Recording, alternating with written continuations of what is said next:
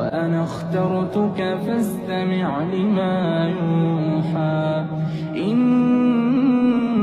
إنني أنا الله لا